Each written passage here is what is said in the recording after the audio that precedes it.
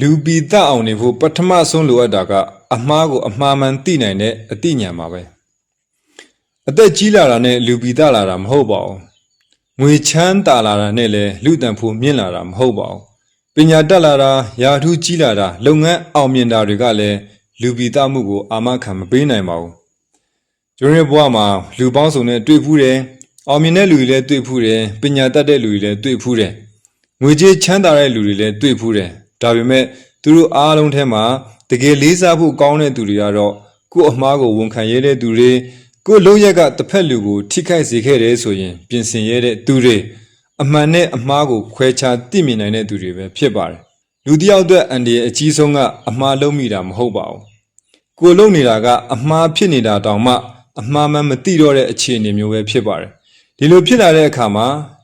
ရှက်စိတ်လည်းပျောက်သွားတယ်စီးလည်းပျောက်သွားတယ်လူကျင့်ဝတ်လည်းပျောက်သွားတယ်နောက်ဆုံးမှာကိုလုံးသမျှအရာအားလုံးကိုမှန်တယ်လို့ပဲထင်နေတော့တာပါပဲကိုလိန်နေတာကတခြားသူတွေကိုလိန်တာထက်ပိုပြီးတော့မှအန်ဒီကြီးပါတယ်အသိဉာဏ်ချို့တဲ့တာကပညာမတတ်တာနဲ့မတူပါဘူးတချို့လူတွေကဘွဲ့တွေအများကြီးရထားပေမဲ့ကို့အမှားကိုမမြင်နိုင်ကြဘူးတချို့ကတော့ကျောင်းပညာမမြင့်ပေမဲ့လည်းလူကျင့်ဝတ်ကိုသိတယ်ကို့စီးကိုစောင့်တယ်ကိုမှားရင်တောင်းပန်တယ်အဲ့လိုလူတွေကသာတကယ်လူပီတတဲ့သူတွေပါလူတယောက်ရဲ့အဆင့်အတန်းကိုသူဘယ်လောက်ချမ်းသာတယ်လဲဆိုတာနဲ့မတိုင်းပါနဲ့သူ့မှာအမှန်ကိုလက်ခံနိုင်တဲ့တတ္တိရှိလားအမှားကိုပြင်နိုင်တဲ့အသိဉာဏ်ရှိသလားတခြားသူတွေကိုမထိခိုက်အောင်ကိုထိမ့်သိမ်းနိုင်သလားဆိုတာနဲ့ပဲတိုင်းရပါတယ်လူပီတချင်ရင်ငွေထက်အသိဉာဏ်ကိုတန်ဖိုးထားပါအောင်မြင်မှုထက်လူကျင့်ဝတ်ကိုစောင့်ထိန်ပါအမှားကိုဖုံးကွယ်ဖို့မကြိုးစားပါနဲ့